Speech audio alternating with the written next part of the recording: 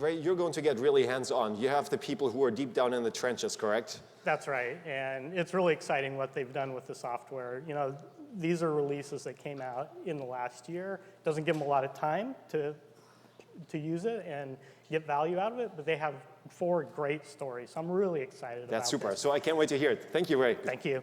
So good morning and welcome to User Conference. Before I get started, I want to share a bit of a personal story. So I'm a big fan of history. It fascinates me a lot. And I was really excited to learn that Dr. Robert Ballard is speaking, coming up in about an hour and a half. So I got really excited, did a bunch of Google searches, and kind of learned a lot. And for example, did you know that of all the pets on the Titanic, only one survived? And this is a picture of the pet and her owner. And when I saw this, it kind of creeped me out, disturbed me a little, because it looked exactly like my wife and her dog. So we're live streaming at home. Hi, honey. So this talk, what's this talk about?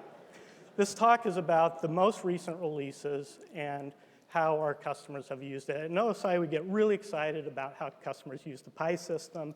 And like I mentioned, with the recent releases, that doesn't give our customers much time to use it and show value.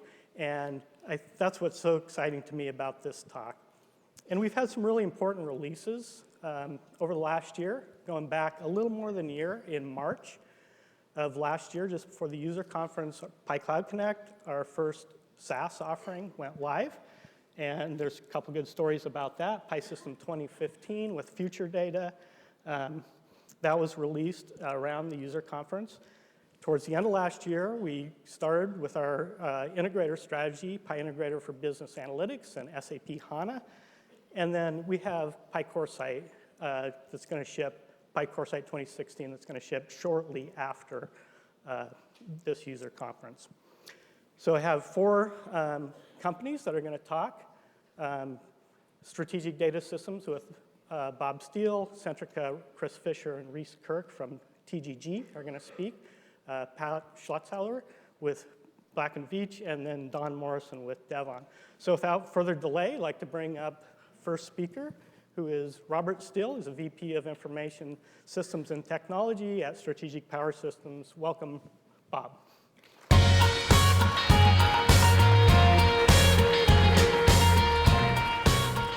So maybe, Bob, you could start a little bit with Strategic Power Systems and your offering ORAP. Certainly. So at SPS, we collect, validate, analyze, and provide reliability and availability reporting metrics back out to the energy industry. Specifically, we track data on gas turbines and steam turbines that are in power platforms and pipelines. We track renewables, wind and PV equipment, as well as deep sea drilling blowout preventers that are down on the ocean bed. We capture and track all this reliability and availability data through our system ORAP. We're a third-party, unbiased collector and maintainer of this information. We follow industry standards for the respective industries to track that reliability and availability information. And we're in over 3,000 gas turbine, steam turbine plants, over 600 wind turbines we collect data on, and 1,000 rigs of deep sea drilling equipment. The ORAP process starts and ends with the power plant. The folks at the power plant report to us events, age, and operations information. That gets sent to our operations in Charlotte, North Carolina, where it goes through an automated data validation process as well as a manual validation process. Every piece of information that comes in from the power plant, we have engineers looking at that information. That data is then transformed into the reliability and availability metrics and benchmarking information that we provide out to the industry through our ORAP Analytics portal. Excellent. So what's really impressive to me is just the vast numbers, thousands of systems that you have to collect data from. That must be a challenge. Maybe you can talk a little bit about the challenges of collecting the data to provide that service. Certainly. So as I mentioned, all the data starts with the plant, and up until today, it's largely a manual process. In the early or late 1990s, early 2000 timeframe, We developed a system to provide some productivity benefit to our customers, the power plants. We can take real-time data from the control system directly and transform that information into time, capacity, and events, the type of information that we want to look at from a reliability standpoint. However, there were some challenges with that system. It was an integrated hardware and software solution that was installed on site. So we had to actually go out to the site, install hardware, connect up software. In addition to installing the hardware, we had to deal with all the different communications protocols to get that data from the control systems. We had to set up a dedicated VPN, later some custom web services to transfer that data back to our data center in Charlotte. And because of the system, we processed all the data locally there at the facility and only transferred the data that was already converted back to our data center. So we had no access to the raw, unprocessed data. So you've got to travel to site, install hardware, then when you want to change it, you have the complexity of versioning it. We released Pi Cloud Connect last year, and Bob and Strategic Power Systems have been using that, and maybe you can talk a little bit about how that's changed your approach. Yeah. It's made a big difference in our approach. We were able to replace basically all the hardware on site as well as the software on site with Pi Cloud Connect. So now we're leveraging our customers' existing Pi architecture to actually collect the data, send the data to our data center in Charlotte, North Carolina securely. And that's a key for us because in the energy industry, folks who are in that industry are probably aware of NERC CIPS compliance. We have to have a solution that complies with NERC CIPS. And the Pi Cloud Connect enabled us to do that. So by using Pi Cloud Connect, we no longer have a remote installation with no custom configured hardware or software. We don't require any custom communications. We're leveraging, again, the existing Pi system. We provide our customers with a generic asset framework template, so we don't have to configure special points or anything at the plant. They just load an AF template, map their tags to it, create a publication, and it's sent to our data center in Charlotte, where we now do the processing there centrally and don't have to maintain the multiple software installations. So I'm just really impressed by how much that has changed your business, and so there's value for you. Maybe you can talk a little bit about what the value is to your end customers, and then a little bit about where you go from here. Certainly. I think the single biggest thing that it's done is it helps us help our customers to run their plants, not run reports. So by collecting this data, processing it at our central facility in a near real-time manner, and through our new ORAP Analytics portal, they have access to the data in a much more timely fashion than they did in the past. Currently, we're at 5 sites that we've set up in the last 6 to 8 weeks. The intent is to expand this to as much of our customer base as possible. Excellent. What a great story. So I want to thank Bob for preparing this and coming in. Let's give Bob a nice round of applause.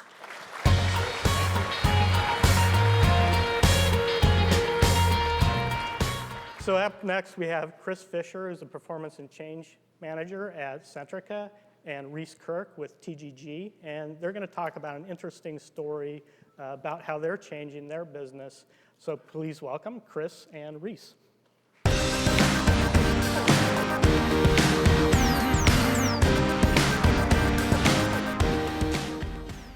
So maybe we can start, Chris, with a little bit about Centrica, your business, and the forces of the market that are causing you to change that.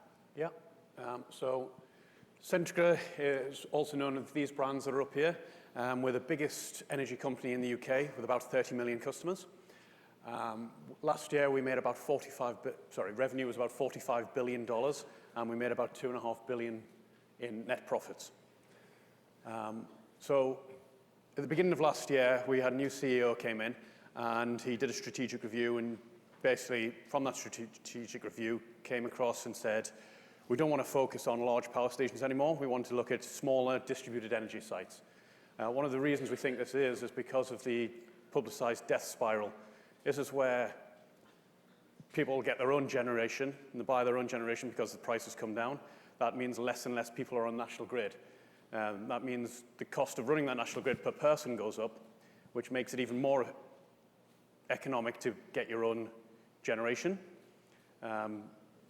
which then basically just keeps going in the spirals down and down and down, so that there's less people on the national grid completely and less need for the big power stations. So this is a strategic move to distributed generation, but in preparation for this, you talked about a challenge that you faced early on, and maybe you could talk a little bit about more of that challenge and your strategy to overcome that. Yeah, so one of our origination team came to us and said they were looking at a distributed energy customer, but they weren't going to get it because this customer had seen someone else who had a flashy website and who basically could see how much money they were making at the time. I said, we can do that, that's easy enough. She said, okay, that's great. What we need is a platform to submit the data. We need a way for the generator to monitor the performance, a way to show indicative profit, and a way to trade for ourselves as a portfolio, but then you'll be able to settle by site because all these sites are individually financed. I went, yeah, we can do that, no problem. And she went, yeah, and I need a demo in 2 weeks. Okay, and we need to go live in 8. Right, so luckily we did have some help, and TG were there to help us. Excellent, and maybe you could share a little bit about then what you did after that and a little bit about kind of your overall plan. Yep, so yes, so my plan was basically to build a SharePoint Online site in order to allow them to submit their availability and say when they could generate and at what cost. To build a system to allow all the contract information to go through. Power BI screens to send invoice information back and forward so that they could see it all in one place and filter it as BI tools let you do. Create tags to both do normal and future tags, future so that they could see what we wanted them to do. So we can put their nominations in, they could see that. We then needed to build some AF analytics to deal with the complexity of the contract. This meant it would know which site to turn on, depending on their costs and their availability, and make sure they went on in the right order. Then point number 6 there was to use the Pi system to actually turn the sites on and off and start generating. That was going to be our unique selling point. That was what was going to win us the contract back. Then, of course, we needed to build some Coresight pages so the customers could see what they were actually generating and how much money they were making, and build some security to allow the counterparties to see their Coresight pages but not see everything else that was in Centrica. And, of course, do those demos in 2 weeks and go live in 8. So the value, as I understand it, is the distributed generators need to know the optimal time to run. Centrica can provide that information through trading, but you have to build a really complex system in 8 weeks. Maybe, Rhys, you can share a little bit about how that actually happened. Sure. So as Chris mentioned, we only had a 2-week timeline to have a prototype. That prototype was more or less the final system. So it felt very much like yesterday we were in the programming hackathon, so we had 24 hours to build to it. This was that kind of scenario. But luckily, just like the hackathon, we actually had the whole Pi system at our disposal to build the solution with. So at the heart of any Pi system solution is the Pi data archive. And that was kind of our heartbeat to the whole system because we had to store information on availability from customers. We store real-time measurements that we receive from specific sites.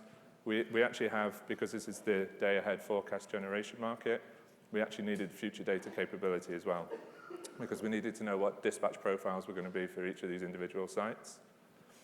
Now, because these are going to be small sites and there's potentially going to be lots and lots of these sites, we needed a consistent way that we could actually build our hierarchy. We needed a consistent way for our calculations. We needed a consistent way that we could actually create all our Pi tags with minimal kind of management and overhead on those. So we used AF. So AF and the whole template process within AF actually provided that ability for us to do that. And now on top of that, we had a number of analytics which were templatized as well. So we could have notifications, analytics that generate notifications when sites are due to come online, when they're due to come offline, communication failures with those particular sites. And once we've done this once, we can just keep reapplying it from the templates. So the notifications actually go out to customers, they go out to Chris and his team in the trading area, and they go out to IT support as well in case the various issues land there. Everything was, again, Pi interfaces, so these were standard interfaces. Typically, they're Pi interface or Modbus, so we have secure connections to each of these individual sites over VPN. We then use the Pi interfaces for Modbus to do our communication. Now, part of that communication is actually sending a supervisory signal back to those sites to say when the optimum time, so based on the dispatch profile that's coming for that site, what's the optimum time they should be running. So we actually send that signal, and then from that point onwards, there's a control system that takes over whether the site should start or not. Once we have all this data into the Pi data archive, our next step is to visualize. So we built a number of screens inside of Pi Coresight, and then we had to make sure it was secure between customers. And we really only wanted to minimize the infrastructure, so we used a single instance. So we like to say we enriched Coresight slightly with some extra security so that we could kind of segregate who could see which displays. And then finally, we actually enabled external customers then to connect into the Centrica system to actually see those displays. So everything was hosted in one place. This is just an example of a very simple structure within our templates. So once you have it there, you can just keep reapplying. There are some other calculations we do in there for calculating indicative financials for each of the sites, and they kind of totalize over the month, and then they can drill back and forward. And on the screen is just an example of one of those displays. So they can go to any time range, see where they were at a particular time in the month, select the different sites that they're interested in, and actually see in real time what the indicative financials are for that site.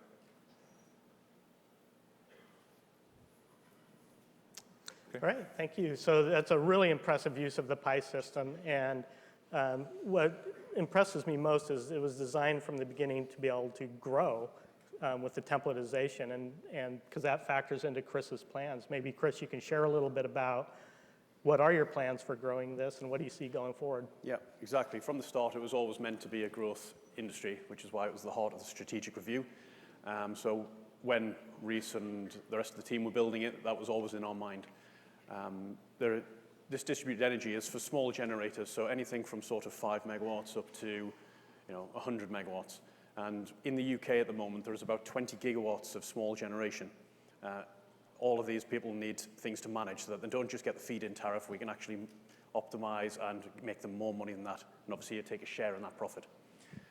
The capacity market in the UK has still increased that even further. So by 2020, we're looking at more like 30 gigs, and they all need someone to manage it. Excellent, thank you. I want to thank Rhys and Chris for coming in. I appreciate it. Nice round of applause. Thank you.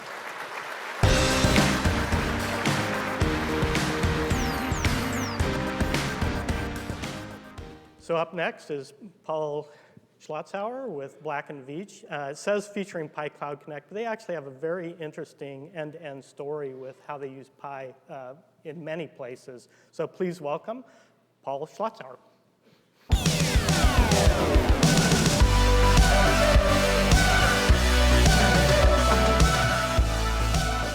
Pat, maybe you can start with a little bit about Black & Veatch and how you use Pi, and a little bit about Asset 360. Thank you, Ray. Well, first off, Black & Veatch is a 100-year-old engineering firm. We provide engineering, consulting, and construction services for critical human infrastructure projects. Our primary focus is in the water, power, and telecommunications markets. We have more than 10,000 employees worldwide across 110 different offices. Most of those employees are engineers or other technical experts that specialize in a certain technology or process. Our Asset 360 platform is an analytics platform where we take and integrate all the available data within these infrastructures, bring it together into one common place, provide analytics that will return some actionable information to our clients and allow them to enhance their operations. We can also provide them with some modeling tools so they can adaptively plan for future scenarios. And then lastly, we provide real-time monitoring and diagnostics of their data so that we can collaborate between our clients and our experts. So it sounds like a very valuable service for your customers, but you have the challenge of managing data both at their site as well as moving it back to your data center to power Asset 360. Maybe you can talk a little bit about how Pi is used in that. Sure. So the key to our platform is data integration. We have to have all of the data into one common place before we can apply our analytics. So the tool in which we use to do that is Pi. And so what Pi allows us to do, first of all, is utilize their extensive library of interfaces and use those to reach out to all the different data silos that exist within a client's organization. We can then bring all that data in to the Pi system, create an intuitive asset framework so that now they don't have to be a SCADA genius to go out there and find what they're looking for. They can drill down throughout their asset framework and find that data. We can also apply Pi templates that will allow us to bring in our expertise from our domain experts in the form of calculations, perform those calculations on that data to provide that useful information to the client. Lastly, we'll use Pi Cloud Connect to securely and simply transfer that data from the Pi system at the client site to our data center, which is in Kansas City. And from that point, we can then apply our Asset 360 platform. Excellent. So it seems like a really great combination of using the Pi infrastructure for the data and the engineering expertise of Black & Veatch to solve important problems for customers. So maybe you could share a little bit about a customer use case. Yes, so one good example is the city of Lawrence, Kansas. Lawrence, Kansas has been a client of ours nearly throughout our entire existence, since 1923. And they have a similar problem as most water and wastewater utilities have, and that is data overload. They have many different data silos, all of which are difficult to access. So what we set out to do for them was a pilot project to connect to their wastewater treatment plant information and bring that into a much more usable format. So to do that, we installed a Pi server on their network and connected it to their SCADA system, their laboratory information management system, and the NOAA weather and river information that is for the nearby Kansas River. From there, we created an intuitive framework so that anyone within their organization can now reach in and find the data that they're looking for, and then help them to start building Coresight screens so they can visualize this data. From that point, we once again subscribed to, or first of all, we sent that data to Pi Cloud Connect using a secure connection, and then subscribed to it at our headquarters in Kansas City, where we were able to deploy our Asset 360 product. And the product that we deployed for them is our performance analyst. So what our performance analyst is able to do is take a look at that SCADA and that lab data, bring it together, and look for energy usage throughout their plant. What they have at the plant level is just 1 meter, and therefore they only know what their total energy cost is for the plant. They have no real visualization into the different systems and subsystems within the plant. So what our tool is able to do is apply calculations at the equipment and process level that determine what the energy usage is, and then using AF, we can aggregate that up and down throughout their system, so now they can drill up and down and see where their energy and chemical usage is going. We can also provide them with key performance indicators that they can use to compare themselves with their peers or even with themselves to see how a change in operation affects their operating cost. Excellent. So what benefits then would the city of Lawrence or other customers expect to get out of this? What is their kind of path to value? So the key benefits this brings is, number one, the data integration. Having all of this data is great, but you have to be able to manage it and access it. And so bringing it all together allows them, anyone in their organization, to see it and creates that awareness. And the KPIs allows them to compare themselves, again, either with peers, with industry standards, or just with what they did yesterday, so that they can begin to make smart decisions that improve their energy efficiency. And all of this results in chemical and power savings. Excellent. A great story. So thanks so much for preparing this. Thank you, Pat. Thank you.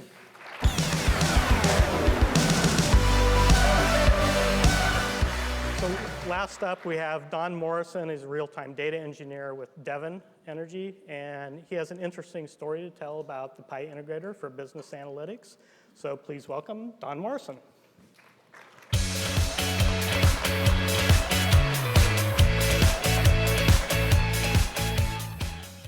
Welcome, Don. Maybe you can start a little bit about Devon and your use of the Pi system at Devon. Absolutely. Devon Energy is one of North America's leading independent producers of oil and natural gas. We're located in Oklahoma City, Oklahoma, with about 5,000 employees. And we were new to Pi in 2013, but we started enjoying the benefits of being an EA customer kind of immediately. So we have a pretty well-balanced asset portfolio between oil and gas. We're about 60% oil, with world-class oil assets in the United States and Canada. We also hold positions in 2 of the best liquid-rich gas plays in the US, and combined, these plays are helping us to provide visible long-term growth for Devon. Now, we use all the data in our Pi system to help us to operate more efficiently, and that also helps Devon to grow. And while we're a relatively young Pi user compared to many of you out there, we already have a very large and rapidly growing system. Here's a quick overview of that in the US. On the right, you'll see our production and operations system, and that is the later stage of a life cycle where the process of actually getting the oil and gas up out of the ground. We're at about 3.7 million tags right now in a relatively large AF implementation as well. On the left, we've got drilling and completions. Now, these are earlier stages of a well's life cycle, and they're relatively new data spaces for us within the last 2 years. Now, all of this data traditionally has been used just to operate, to keep things running, make sure we can address issues, correct problems in the field.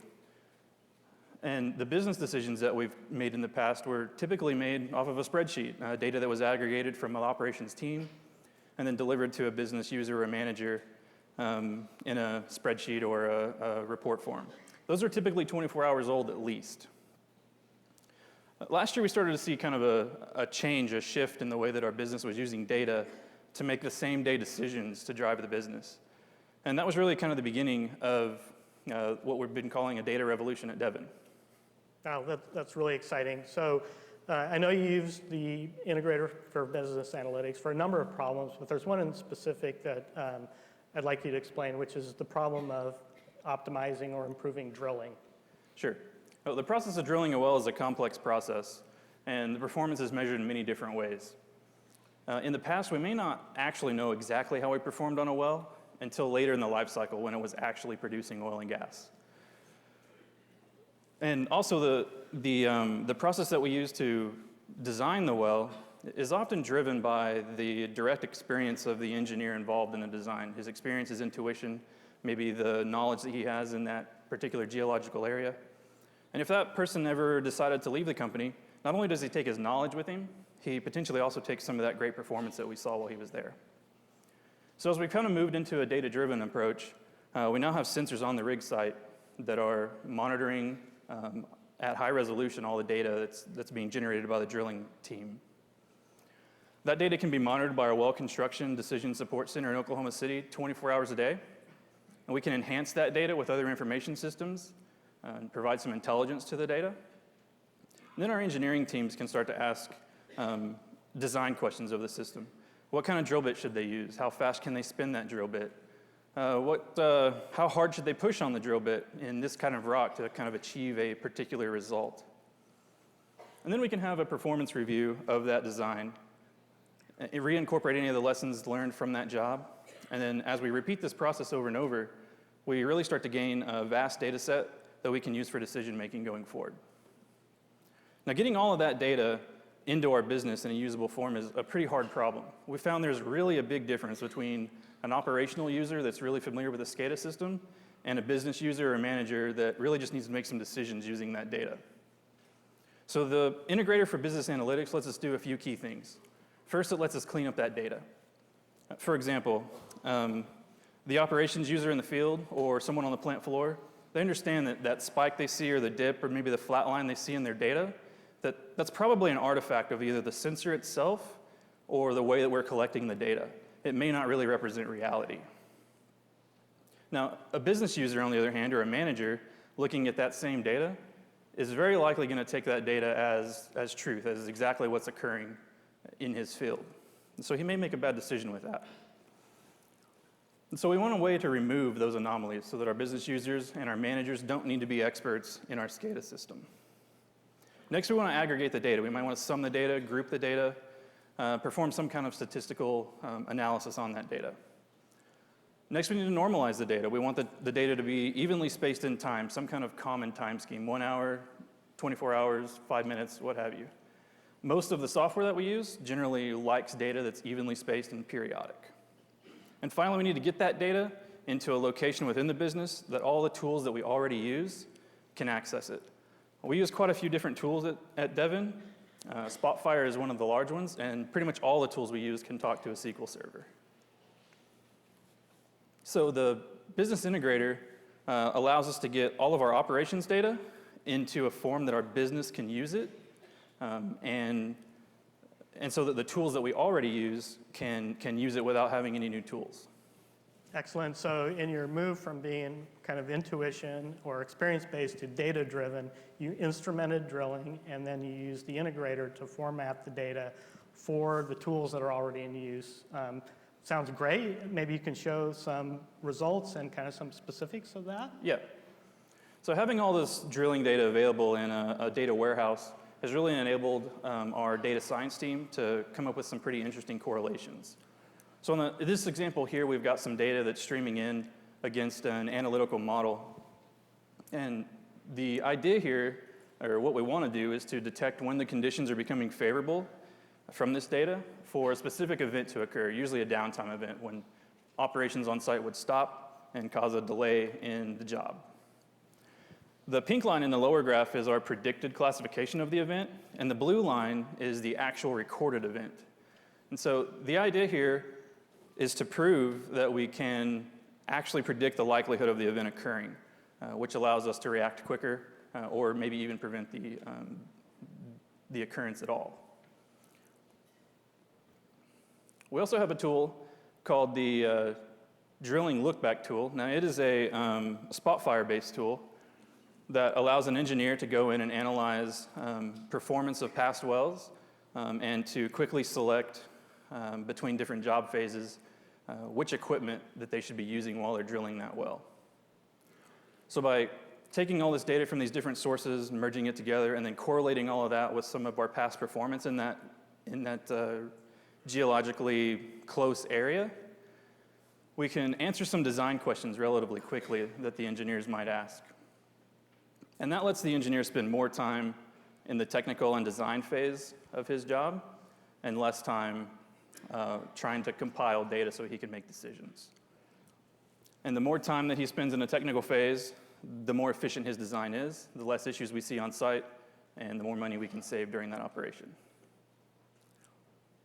So we're using history here to help us inform our future. So here's some results of all this. Over the last 3 quarters, this is data from the last 3 quarters of a drilling metric for one of our core drilling areas. The y-axis here is a number of days drilled, and the different colors represent kind of a relative time that we've spent in each phase of the job. This was produced by that Spotfire tool I just talked about. Now, I'm not going to contribute all of this success that we've seen here purely to data, but it has been a driving force behind us doing things differently in our business, and the results are pretty clear from the graph. And less days drilling is money saved for Devon.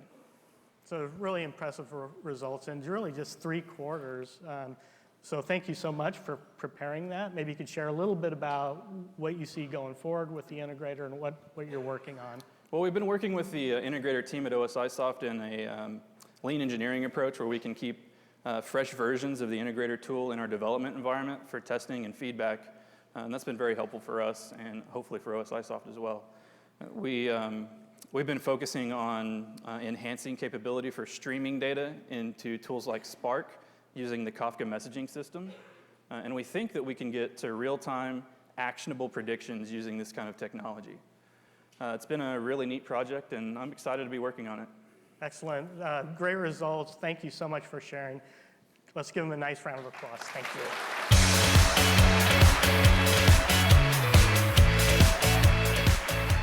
So we started with a number of releases we want to talk about. We have one more, which is Coresight. We use Pi internally at OSIsoft for a number of things, and we have an internal story to talk about relative to Coresight. Could we please play the video for that? Having a comfortable environment is really important for how you work. But at one of our offices, people were cold. They were bringing in sweater vests and wearing them all day long, and the thermostats weren't really doing anything, and we didn't know why. Until someone said, "Hey, we work at a company that makes software that can get the facts. Let's use it." We installed a few sensors and started collecting temperature data, and we used our tool Coresight to investigate. Here's what we found. Coresight is a tool that lets you build your own display. So we just took a picture of the floor plan, put it in Coresight, and then dragged and dropped all of our temperature readings onto the display. Now look at this. As we scroll back in time, you can see that one side of the building really is colder than the other side of the building. Next, we wanted to show what was happening over a 24-hour period. In Coresight, you can also show data in charts and graphs and tables. We used the event viewer in Coresight to overlay many days of temperature readings against each other. At 6 a.m., the HVAC comes on and moves the temperature to room temperature in the temperate areas of the building. It stays that way for the working hours. Then at night, the HVAC turns off and the temperature fluctuates. On the other side of the building, at 6 a.m. when the HVAC is supposed to turn on, nothing happens.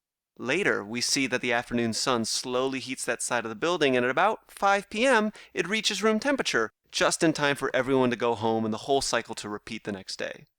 When the service company came in to fix it, we were able to share permission to view the data since Coresight is viewed in any internet browser.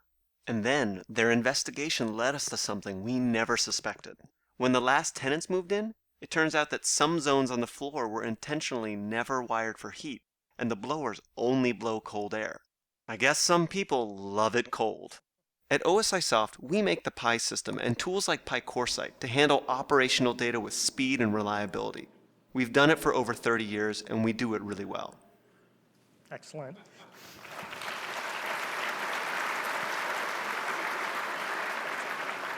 So you've heard from our customers. You heard the internal video about Coresight. I'd like to leave you with 3 messages from OSIsoft. And the first one is about visualization, what we just saw. Coresight is really our next generation integrated visualization. Our strategy is to enable ad hoc analysis, process monitoring, dashboards, all the functions you expect with the Pi system, but in an integrated environment, so you can go seamlessly from one to another. And we want to be able to do that anywhere, all the way from a video wall all the way down to a cell phone. And we think we've made good progress on that. And we think Coresight 2016 is a really important step towards that. I don't know if you noticed in the video, but it's the first version of Coresight where you really have an editor, the ability to build displays, including absolute positioning and complex displays. And that's going to enable people to build displays not only from a laptop or a desktop machine, but from a tablet. And we think that'll open up a lot of really good uses for it. So our message is, see Coresight 2016, keep track of the Coresight progression. We'll make releases every 6 months. And you should be making a plan for adopting this as one of your primary tools. Next message I'd like to send is around integrators. You know OSIsoft has always had a commitment around interfaces and connectors for pulling data into the Pi system. And if you have important data sources, we want to build connectors or interfaces to do that. We've done that for many years. We have 450 that we've built over the years, and that's a really strong commitment. Integrators are similar. We now believe that for all the analytics systems, we would like to make that problem easier. So you heard from Devon about how that made that process easier for him. We've got a good start on this. We released the BA integrator and the SAP HANA integrator last year. We have the Esri integrator as well. And we're working hard on another set, Hadoop and Oracle and others. So over time, you'll see that list grow, and you'll see a strong commitment behind making your data available to other tools, because we believe that's a role of an infrastructure. Third message I'd like to send is around digital transformation. So we see a trend, and the trend is really well represented by this talk. Strategic Power Systems works digitally and remotely with their customers. You see Centrica is starting a business around remote generation, distributed generation, and they'll be working remotely with their small generators. And you heard about Black & Veatch providing a really interesting service remotely, doing monitoring and engineering services and visibility. And we see a number of these, and we see this growing over time. And over time, we see it growing into even more connected industrial world. And we have a strong commitment to that. We want to be able to provide the infrastructure, not only within a company, but to help you where you have these needs. So we have a good start with Pi Cloud Connect, and you'll see that grow over time. So I want to wrap up with this thought. Our 4 speakers each told a story about how they changed or impact their business. And they did that with software that's only been out for a year. And I think that's really inspiring. And I want to end with, my hope is it inspires you to learn more at this conference and use our software. So I'd like to end with a nice round of applause for our speakers.